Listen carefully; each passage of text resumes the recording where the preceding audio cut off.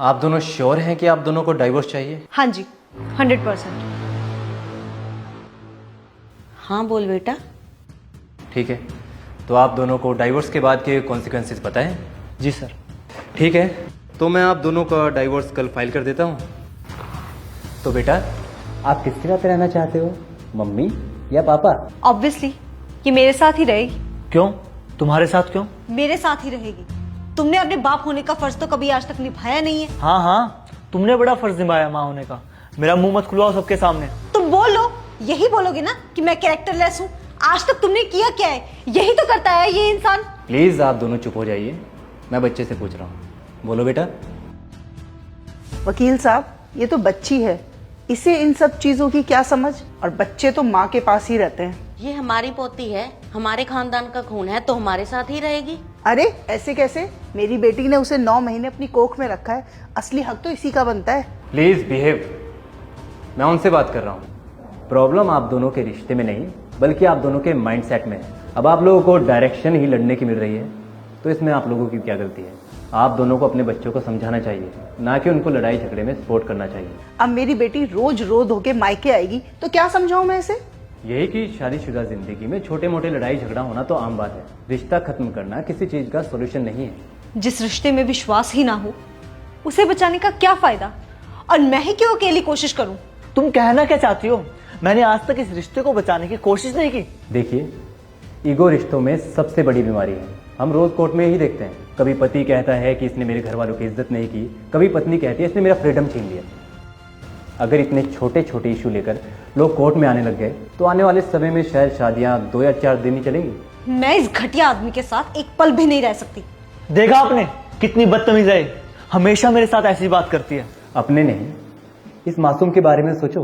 कल को ये बड़ी होगी तो इसके आपके बारे में क्या ख्याल होंगे? आगे चल के ये शादी के बारे में क्या सोच रखेगी? और इसकी ऐसी सोच के लिए आप दोनों जिम्मेदार होंगे। मैं तो आप दोनों से बस रिक्वेस्ट कर सकता हूँ कि आप दोनों का परिवार ना टूटे। सर मैं समझाता हूँ, लेकिन मेरे हाथ में कुछ भी नहीं है। मैं भी एक पल नहीं रह सकती इसके साथ। जब इतनी ही प्रॉब्लम थी आप लोगों को, तो आप लोगों ने शादी क्यों की? इस बच्ची की जिंदगी क्यों खराब कर रहे हो? अगर ये अपनी जिंदगी में कामयाब नहीं हुई ना, तो उसके जिम्मेदार आप दोनों होंगे। और याद रखना, बच्चों और बुजुर्गों की बद्दुआएं बहुत जल्दी लगती हैं। वकील साहब, यहाँ हम आपका भाषण सुनने के लिए नहीं बैठे हैं, आपको पैसे तलाक कराने के मिले हैं। माँ बाप होने के नाते आप लोगों का फर्ज बनता है कि आप इन्हें समझाएं कि अपना घर बसाएं और खुश रहें। आप दोनों को एक बात बताऊं, आज जो ये लोग आप लोगों को डाइवोर्स देने के लिए फोर्स कर रहे हैं ना, कल के दिन ये अपने काम में बिजी हो जाएंगे और उसके बाद जो भी प्रॉब्लम्स आएंगी वो आप दोनों को ही फेस करनी पड़ेगी। लेकिन अगर आप लोग फैसला ले ही चुके हैं तो मैं कौन होता हूँ बोलने वाला? बेटा, आप किसके साथ रहना चाहते हो? मुझे मम्मा और पापा दोनों के साथ रहना है। मम्मा और पापा रोज लड़ते हैं और एक दूसरे से बात भी नहीं करते, पर रहते तो दोनों मेरे साथ ही है ना। मैं मम्मा और पापा दोनों से प्यार करती हूँ और इन दोनों में से किसी एक को सिलेक्ट नहीं कर सकती, मुझे दोनों चाहिए। मैं जानती हूँ मम्मा और पापा दोनों मुझसे बहुत प्यार करते हैं। अंकल प्लीज़ आप मेरे मम्मा पापा को एक कर दो।